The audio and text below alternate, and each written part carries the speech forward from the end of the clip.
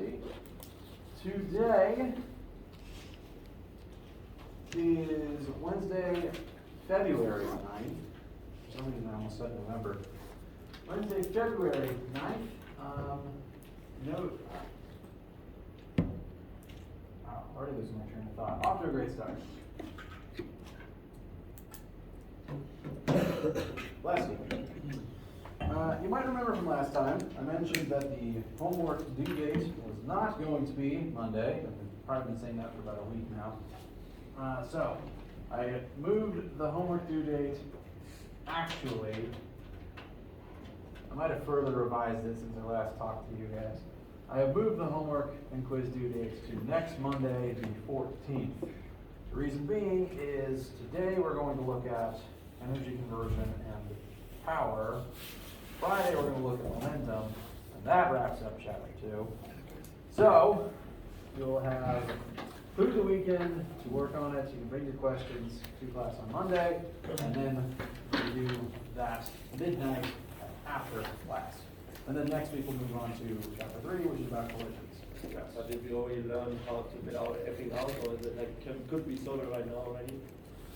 Most of it, but technically, since I haven't even shown you the momentum formula yet, I didn't want to make it easier yet. So that is due Monday now,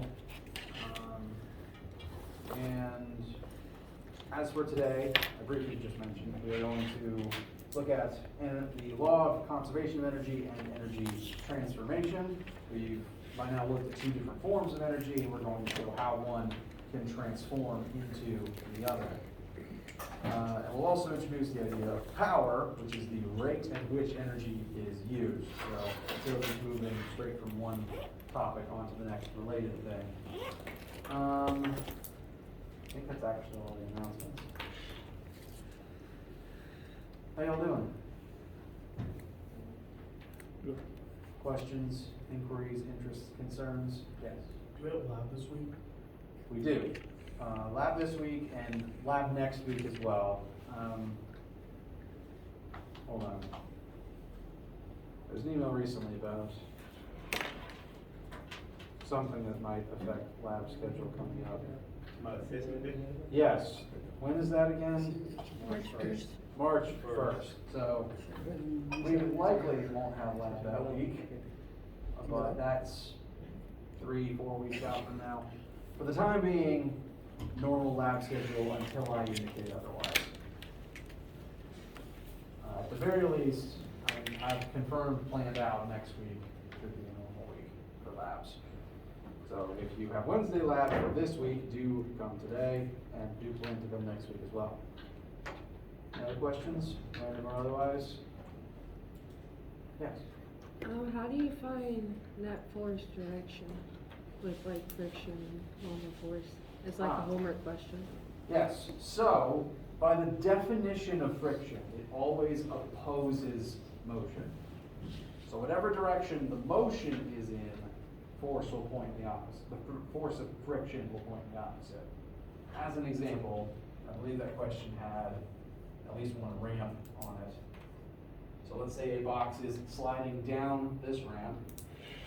This is the direction of the velocity. Force of friction naturally wants to point in the exact opposite direction. The ramp itself is pushing up the ramp to try to slow it down. So friction is net force? Come again? Net force? Not necessarily.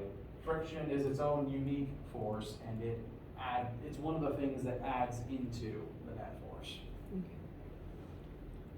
I would definitely say on this specific case, friction would not be equal to the net force because on a ramp there is automatically other forces as gravity points down and the ramp's normal force points that way. So in this specific case, friction would never be the value of the net force.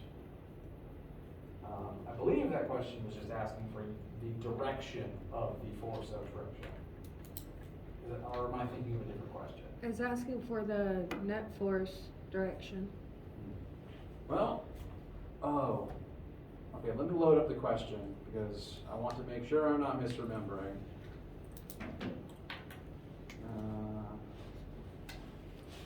Strategy homework.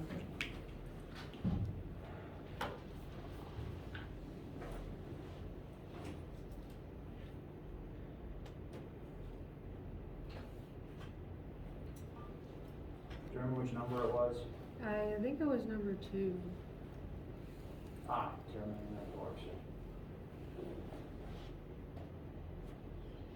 Oh, see, I was misremembering the question. I thought it was asking about just the force of friction, but it wants to know the net force. I apologize.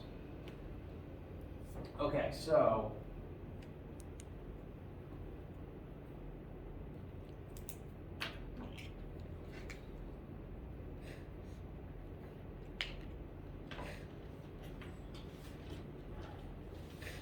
each one is a slightly different situation. Block slides down a frictionless plane. There's no force of friction present. And on a ramp, the object is naturally going to accelerate down the ramp. And since that's the direction it's accelerating in, that's the direction the force points. Now, there's a lot of convoluted math that goes into why things do that on a ramp. Basically, gravity wants to pull it straight down. The ramp's normal force points this way. The normal force is always perpendicular to the surface creating it. And the combination of that normal force and the force of gravity down add up to a net force that points parallel down the ramp. And as long as there's no friction, that would be the net force. Also sliding up a frictionless plane, even though it's moving up the ramp, if there's no other forces acting on it, the ramp is still going to push it down. This would be like if you started down here, you threw something up the ramp, but eventually it would slow down and fall back to you. Block slides down an incline, slowing down due to friction. Because it is slowing down, it's moving this way, but getting slower. That means that friction is stronger than whatever was pulling it down the ramp. And since friction opposes the motion, since it's moving this way and slowing down, the force are pointing the opposite. Whenever you slow down, there's a force pushing you in the opposite direction. This one's frictionless, it's just sliding at constant speed, so there's none. These two are projectiles in mid-air, and by being projectiles, gravity is the only force acting on them. Does that help? Okay, glad. Yes, I definitely misremembered that question, so I'm glad I loaded it up. Go on. My laptop is fixed, so I actually have the two different screens again, but it's still difficult to use this mouse facing this way to reach over and grab tabs off of that screen. But that's my lack of coordination and not the technology. Any other questions? All right. So let us continue looking at various forms of energy and moving on to how work can transform energy between states. We left off looking at the formula for GPE. This is okay if GPE is still a kind of weird concept because it's an odd form of energy, I will admit. But the higher you lift something, the more energy it could release when it falls. Think of it as the higher you lift something, the bigger a crash it will make when it hits the floor. That big crash has a lot of energy in it. And the more energy that was stored in it, the more GPE it had, the more energy is released when it falls, when it hits that floor. The higher you lift it, the more energy it brings, the bigger the crash. The heavier the object, the more energy it brings, the bigger the crash. The difference between, say, dropping a ping pong ball and a bowling ball brings more energy into the collision with the floor. It had more GPE to begin with because it has more mass at the same height. How do we feel with this concept so far?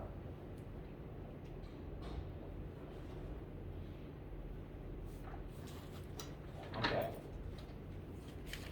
I've got the formula written right here, and I shouldn't edit the notes. I believe I mentioned there's technically an absolute value bracket around the G.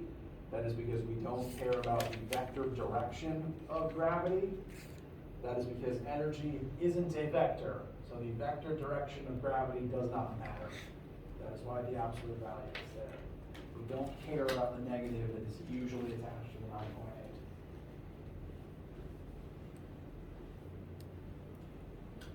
Formula's there on the board. Let us use it quickly to compare the GPE of two different hypothetical objects. Object A has a mass of 500 grams. It's been lifted upwards by a height of 10 meters. Object B has a mass of 100 kilograms, and it has been lifted upwards by a height of 10 centimeters. Give you guys just a minute or two to work out amongst yourselves which of the two has more GPE as it is currently presented.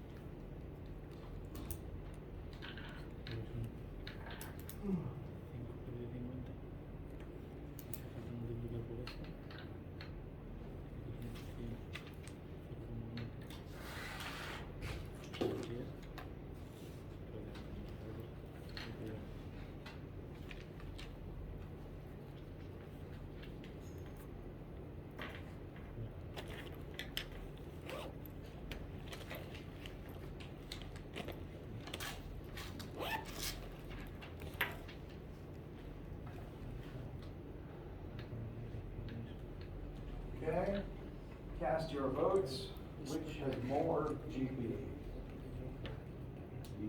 B. All right, a couple of different opinions. The trick with this one lies in making sure the units are in the form that we want them to be in. For object A, the mass is listed in grams, so we do have to convert 5,000 grams into 5 kilograms.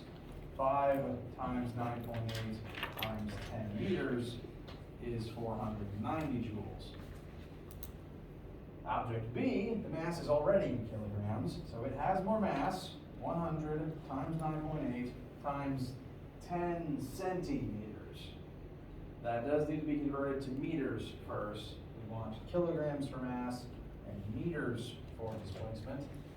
And that's actually going to be times 0.1 meters, and that ends up being 98 joules.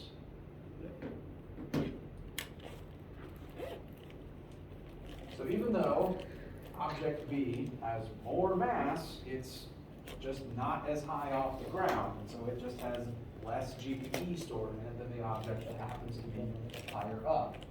If you think again about it in terms of how much energy these things would bring if they fell and hit the floor, 100 kilograms is a not uncommon mass for human beings. So one human 10 centimeters off of the floor isn't going to create much of an impact. But a 5 kilogram bowling ball 10 meters off of the ground, which would be about a 3-story drop, would make a pretty big impact on hitting the floor. So, just a kind of a brief frame of reference interlude there. Questions about GPE or the formula?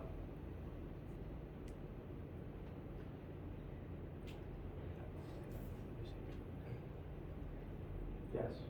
Are the conversions like something you just like have to know, can you like, are there problems where you tell us how many like grams is in a kilogram?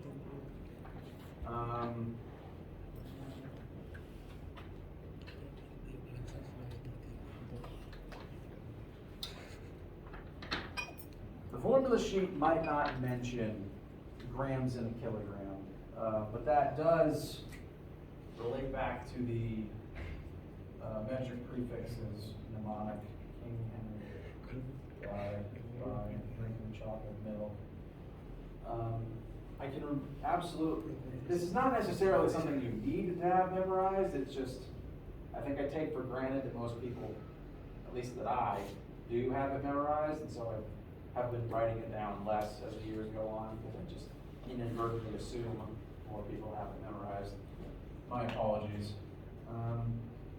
This mnemonic is something that I can make sure is on formula sheets moving forward. In the case of grams to kilograms, you would go from base to kilo, move the decimal point 3 places to the left, go from 5,000 to 5. In the case of centimeters to meters, start at centi, jump 2 places to the left to get to base. So if you prefer, I've been doing this so long that I can just remember factor of 1,000, factor of 10, but the visual leapfrog method is honestly fine and perfectly serviceable. So I will try to make sure that this is on the formula sheet. Any other questions? All right. So, I've been talking about GPE a lot in terms of what an object will do once it starts falling. Technically, it has the most GPE it will have before it ever falls. So right now is when it has the GPE, since that is a form of potential stored energy. And upon falling, that energy is released and transforms into a different state. Typically, as an object descends, its GPE drops and its kinetic energy rises, because now it's moving, it has an increasing velocity as it continues to drop. The transformation of energy comes about because of work. Anytime work is done, energy transforms, or at the very least, switches what object has that energy.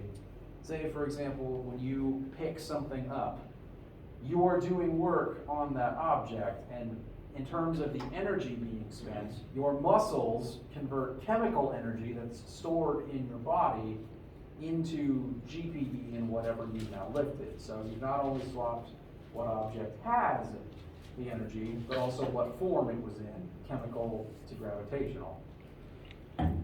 So work is what converts energy, but as we start looking at energy converting between different states, it's worth reminding ourselves about the law of conservation of energy.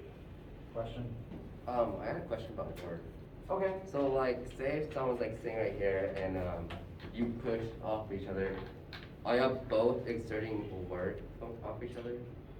Well, you are exerting the force. I suppose friction would also be exerting a force. So you and friction, we can say, are doing work, because the forces are coming from you and friction in that interaction. You would do work pushing off against the chair, because you would exert force on it as it moves forward.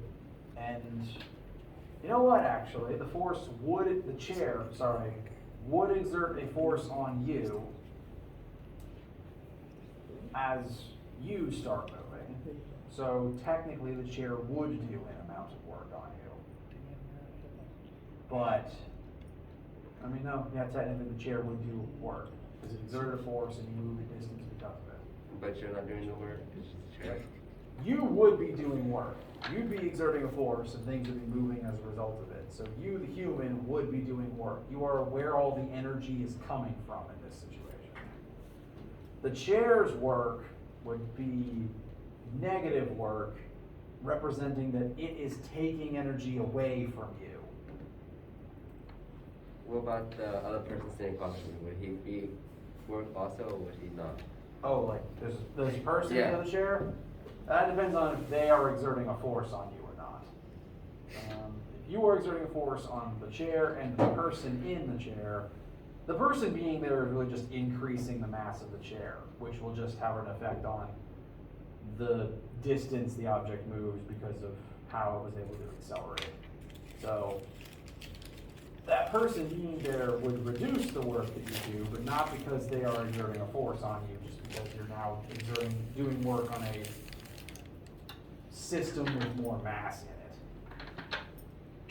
But technically, as your foot pushes against the other chair, the chair does exert a force on you, technically speaking. But that work from the chair really could just be described as you doing work on the chair and giving it energy. The negative work the chair does is just a reflection of the fact it took energy from you. That make sense? Yeah. Okay. So, let us look at the law of conservation of energy, which is a sentence that you have definitely interacted with at some point in your life. We'll get to the formula in just a second. Right now, let us remember the statement. Energy cannot be created or destroyed. It can only transfer between objects and change what state it is in. If energy exists, it is going to continue existing. Nothing we can do can change the total amount of energy that is present in all forms in a system of objects working together. Whatever we do to that system will only change what form the energy is in and which object, if any, has it still. There's a certain amount of energy currently present in the system of these objects and my body. If I do 10 joules of work lifting my calculator, that 10 joules isn't in me anymore, but now it is in the calculator. It still exists. So it was conserved, technically speaking. We reflect this in the formula shown above. Total energy in all forms added together initial before some change is made to a system must be equal to all of the energy in the system after the change is made added together. The totals must match. The energy has to still be there somewhere. It might be in a new weird form that's hard to see with your eyes or measure, but it would still exist. Does this sound like something you have interacted with in the past? Better question. Has anyone never interacted with this concept? Okay. What was the question? Has anyone never seen or heard this idea before? Never? But that's allowed. I just find that kind of intriguing. I never seen like, is that like kinetic energy of like, All forms of energy. This is beyond simply one form of it. This is all types added together have to be the same before and after some change is made. so they cancel out pretty much? Well, not exactly. Imagine there's a basket of apples, and every 10 people come and grab different numbers of apples. The apples aren't in the basket anymore, but they still exist. Other people just have them. So the total number of apples is unchanged, but where the apples are and who has them has changed. This formula would simply be tracking number of apples regardless of where they are.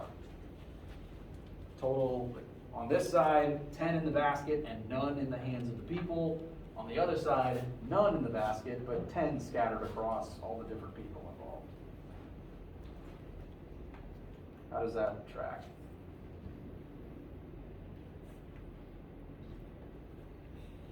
Okay, that's fair. How about we use it in a formula, in an example, excuse me, with GPE and KE to try to show how it can represent energy transforming.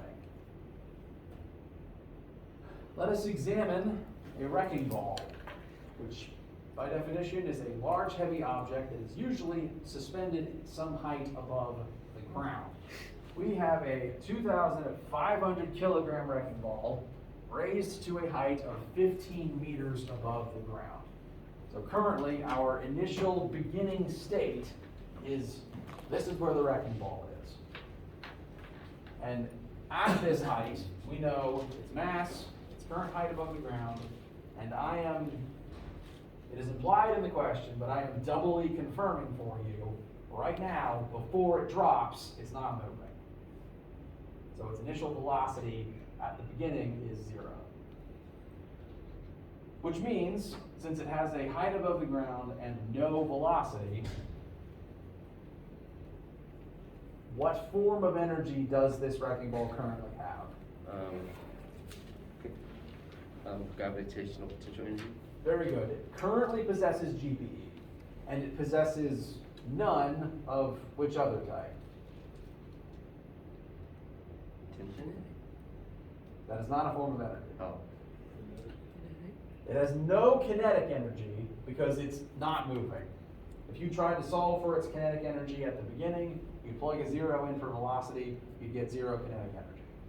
Yes? Is it static? Sorry? Is it static? The object is in place, so the object is considered a static object. But the only two forms of energy we're examining for today are GPE and KE. So at the beginning, the ball is some height, stationary above the ground, which means it will have GPE and it won't have KE. Now eventually we're going to drop this wrecking ball. It's going to fall straight down onto something, maybe an old car that is empty and junked. As that wrecking ball falls and its height decreases, what's going to happen to its GPE?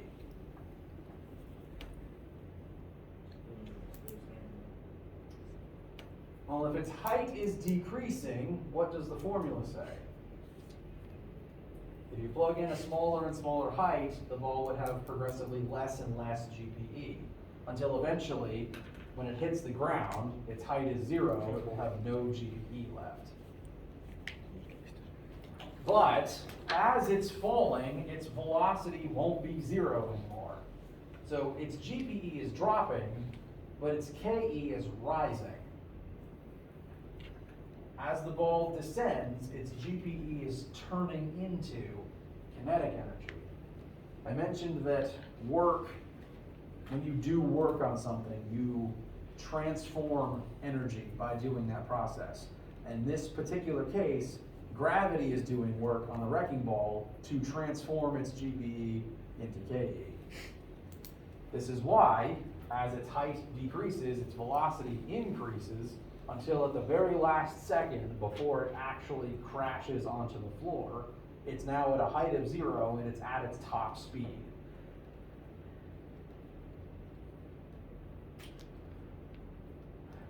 Let us now examine this mathematically. At the beginning, first thing we're asked is, how much GPE does the wrecking ball possess at its maximum initial height? We know its mass and its height, so we can find its GPE. I'm going to label this GPE initial, as this is at the start, before some change gets made. Thankfully, our 2,500 kilograms is already in the unit we want, as is the 15 meters. And this is going to give us a lot of joules of energy.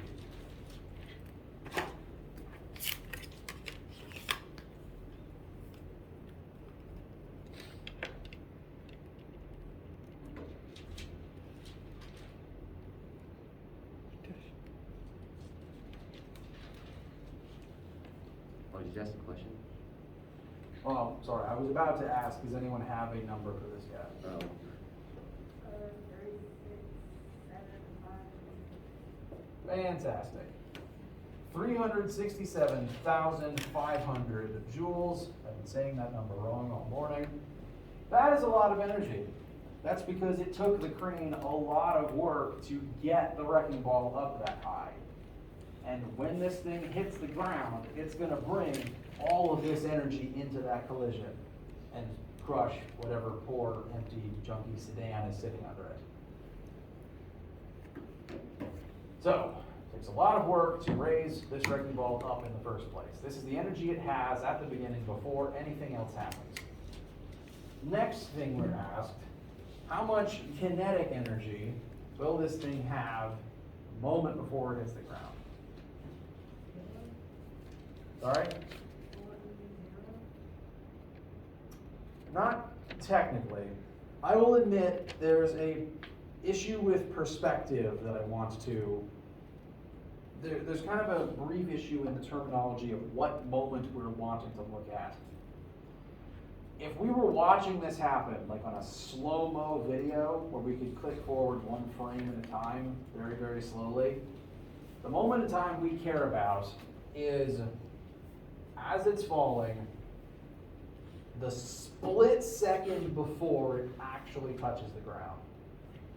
The moment where its height is 0, but it is moving at its maximum speed. It hasn't actually collided with the ground yet. It's still technically at top speed, and then the next millisecond later, the crash happens and it slows back down.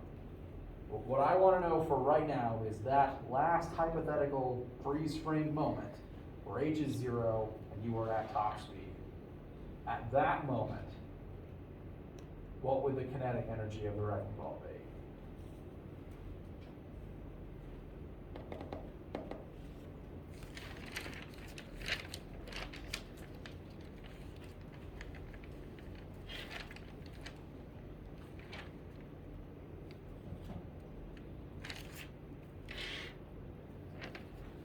Yes, Would it be the same?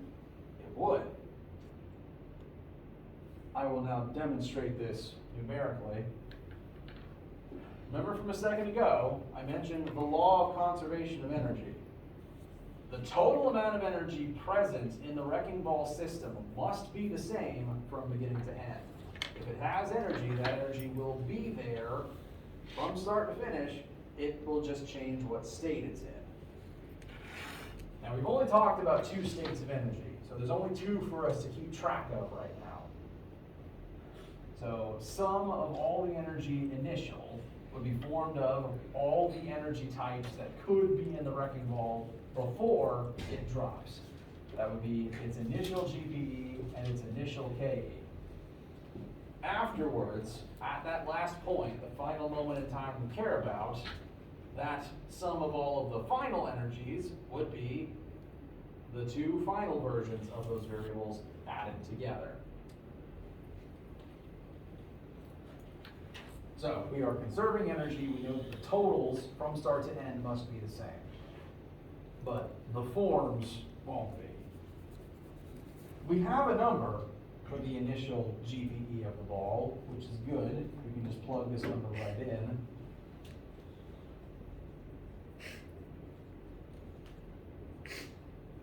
And what would the wrecking ball's kinetic energy be at the beginning before it's moving?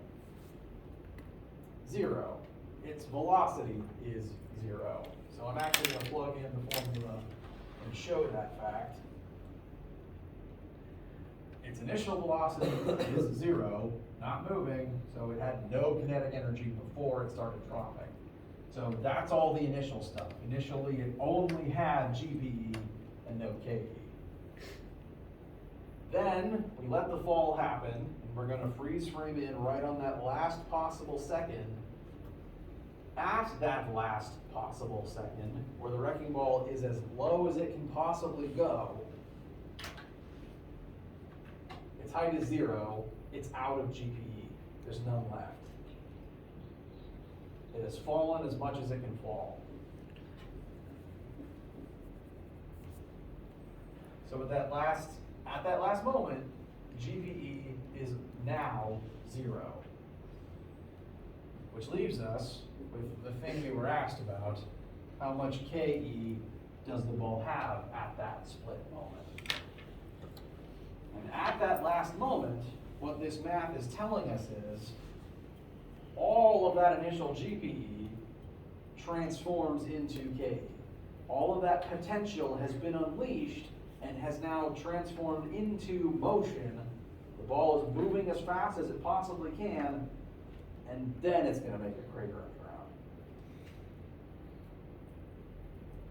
So to cut out the middle parts that end up being 0, 367,500 joules is the value of the final kinetic energy when moving at top speed the moment before impact. As long as nothing outside of the wrecking ball comes in to change this, the wrecking ball's total energy will still be the same from start to finish. If you're just looking at beginning to end, the GPE will cleanly transition completely into KE. Alternatively, the same thing but reversed would happen if you throw something upwards. When I throw it, it has KE, which will eventually diminish and turn into GPE as it slows down and reaches its final height. Same process, just backwards.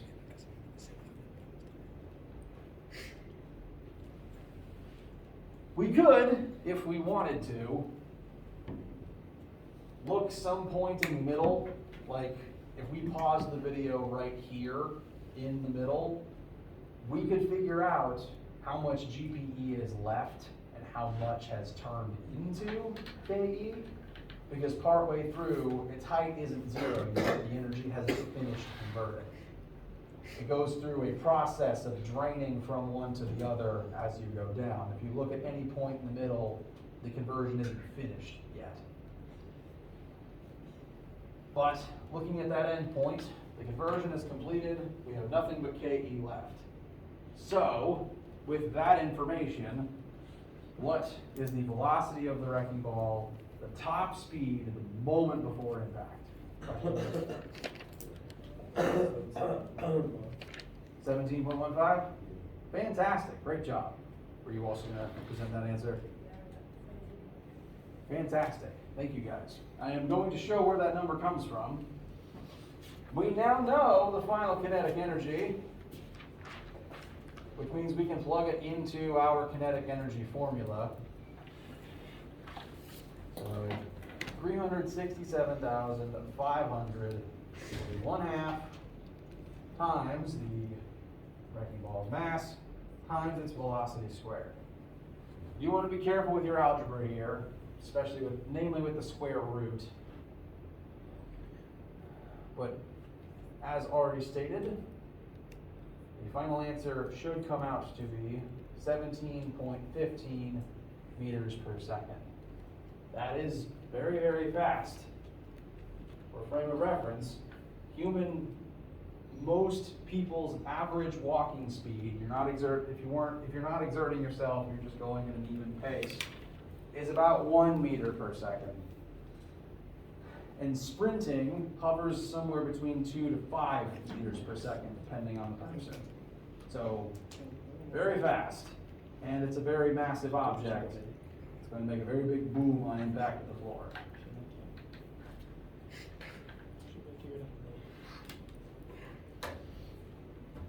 Questions about anything involved in this example?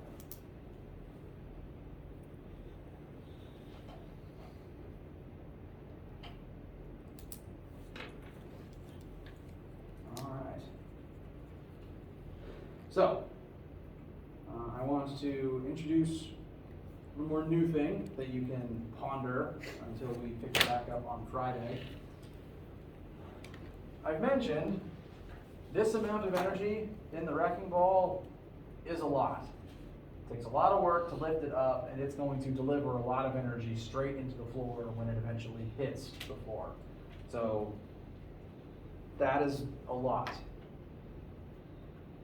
But what makes that dangerous is that when it hits something going at that speed, it's going to administer all of that energy into the impact in one split second. The amount of energy isn't necessarily the dangerous part. What's dangerous is how quickly that energy is being transferred. Because that amount of energy isn't far off from the amount of energy your body uses during the period of an entire day. You are constantly eating food and gaining energy from that food to use that energy in other stuff. You use a ton of energy every single day. But that isn't nearly as dangerous as the impact from the wrecking ball, and it's because of the time over which that energy gets used up. Does that make sense? A lot of energy in a short amount of time is very, very powerful. Whereas the same amount of energy administered over a much longer period of time isn't nearly as impactful. It's the difference between a 2 megaton punch versus just existing over the course of a day. If you wanted to, you could use up all of the energy in your body in one swift action, but you wouldn't be able to move afterwards. Wouldn't recommend that. These concepts are shown in the formula for power. Power is the measurement of how the rate at which work is done, or alternatively, the rate at which energy is used or transferred. As mentioned with the wrecking ball, the impact where the wrecking ball would hit the floor with over 300,000 joules of energy, that energy would be brought into the floor in a millisecond. That's a lot of energy in a short amount of time, but that would be a very powerful collision. This is reflected in the formula for power. Power is equal to work over time. If you can do a lot of work, use a lot of energy, that process takes a lot of power. But if the process takes a long amount of time, notice that if the time term gets bigger, you're dividing by a bigger number, then the amount of power required to perform that task is reduced. If something takes twice as long, you only need half as much power to actually do it.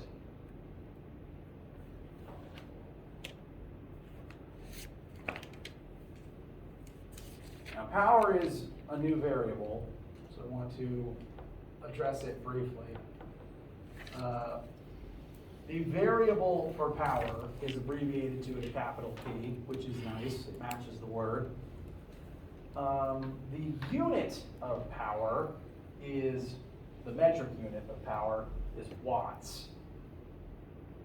There is an imperial unit for power that gets used a lot in the United States, and that is literally the unit of horsepower. If you've ever seen a car commercial mention the horsepower of a particular automobile, they are talking about quite literally how powerful it is.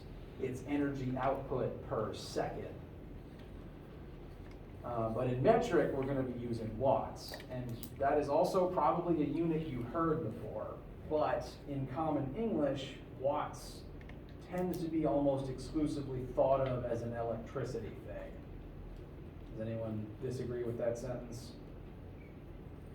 It's not technically a designated electricity only concept. We can use watts to talk about the power of any process, even if there's nothing electrical involved.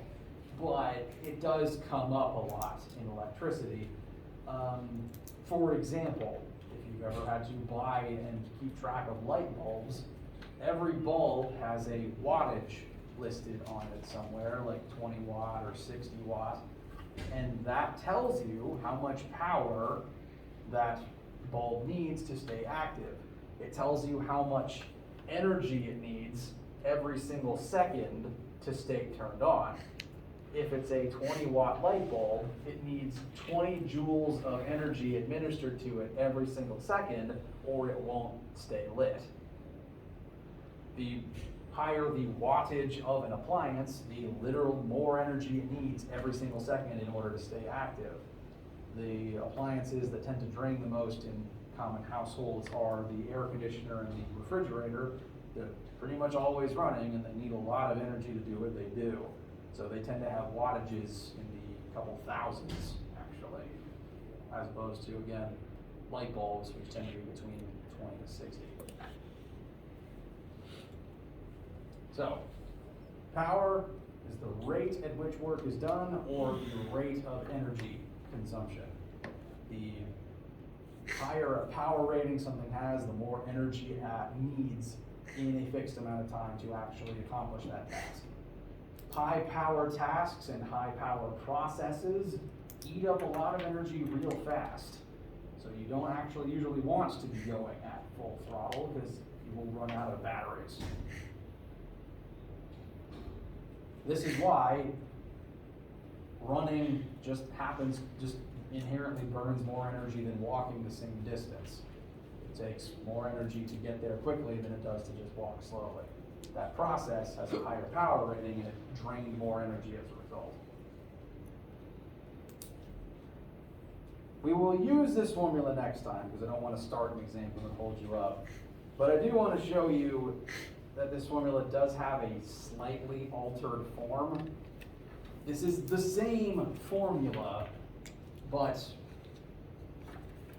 reshuffled just a tiny bit. Power equals force times velocity. If you think back to the work formula real quick, work is equal to force times displacement. If you lift something upwards, you are exerting a force and the object is displacing as that happens. But it's not just displacing, it is doing that process in some amount of time. So technically, as I'm exerting my force, the object has a velocity because of what I'm doing to it. So the force I'm exerting times the velocity I am making the calculator move at also equals the power output of that particular task. And these are technically the same formula. It's not two different things that both happen to equal power. It's the same formula both times. If we start at the first version and plug in the formula for work instead of just the value of work, work is force times displacement, that gives us force times displacement divided by time. And displacement divided by time is velocity. So it's literally the same formula. There's no new pieces of information here. Which one you want to use just depends on what variable you know at the time. One last thing to mention though, you can back up, I'm just going to ramble for a second. The work formula specified that the force has to be parallel to the displacement. That is still true for this version of the power formula. The force you're exerting has to be parallel to the resultant velocity of the object. If I'm pushing something to the right, but its velocity is not to the right, I'm not the one doing that. So technically my power output is 0 because I'm not accomplishing anything. So inherits that quirk from the other version of the formula. We will use this next time. Any questions before we break? All right. So in that case, I will see some of you for lab today. Regardless, I do hope you have a wonderful day.